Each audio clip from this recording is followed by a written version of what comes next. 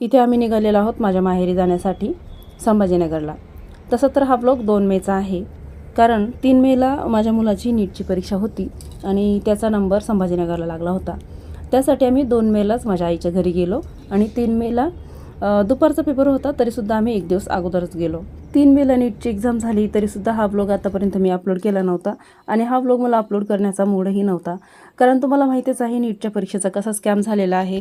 नीटचा paper leak झाला, त्यामुळे आता मुलांना परत नीटची परीक्षा द्यावी लागणार आहे आणि माझ्या मुलाचा पेपर खूप छान गेला होता, त्यामुळे आम्ही सर्वजण खुश होतो आणि मुलगा पण टेन्शन फ्री झाला होता। पण हळूहळू सगळीकडे बातम्या पसरत गेल्या की नीटचा पेपर लीक झाला आणि नीटची परीक्षा परत होणार आहे। तर त्यामुळे पुन्हा आम्हाला टेन्शन आलं, कारण मुलांनी एवढा अभ्यास केलेला असतो आणि पेपर झाल्यानंतर मुलं टेन्शन फ्री होतात, पण अशी बातमी ऐकल्यानंतर परत मुलांना अभ्यास करायचा असतो, त्यामुळे अगदी मूड खराब होऊन गेला होता। त्यामुळे मी हा ब्लॉग अपलोड केला नव्हता, पण माझे मिस्टर म्हटले की तू हा ब्लॉग अपलोड कर, कारण की ह्या आठवणी राहतात। 3 मेला आम्ही पोहोचलो एक्झाम सेंटरवर।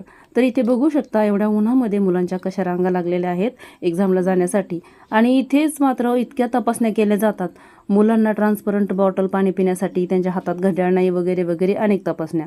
पण पेपर मात्र लीक झालेले असतात अगोदर आणि ते काही आपल्याला माहीत नसतं। पेपर चालू झाल्यानंतर इथे आम्ही बसलेलो आहोत, या ताईंचेही मुलं कोणाच्या मुली पेपरला बसलेल्या होत्या आणि इथे आम्ही सर्वजण बसलो।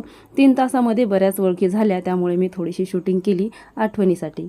प्रत्येक तासाला बेल झाल्यानंतर आम्ही घड्याळ पाहत होतो, आता एवढे वेळ झाला तेवढा वेळ झाला, आणि सर्वजण आपल्या मुलांसाठी प्रार्थना करत होते आमच्या मुलांचा पेपर चांगला जावा म्हणून। आणि माझ्या मुलाचा तर पेपरही छान गेला, पण त्यानंतर असा स्कॅम झाला असं काही वाटलंही नव्हतं की पेपर कॅन्सल होईल म्हणून। पण सर्व मुलांना माझे एकच सांगणे आहे की मुलांनो, पेपर कॅन्सल होऊ द्या नाही तर काही होऊ द्या, आपले प्रयत्न आपण सोडायचे नाही। पुन्हा एकदा परीक्षा द्यायचीच आहे आणि चांगला अभ्यास करायचाच आहे। 1 महिना आहे आपल्याकडे अभ्यासासाठी, पुन्हा प्रयत्न करा, टेन्शन घेऊ नका, कारण तुमच्याबरोबर तुमच्या आईवडिलांनाही तेवढंच टेन्शन असतं।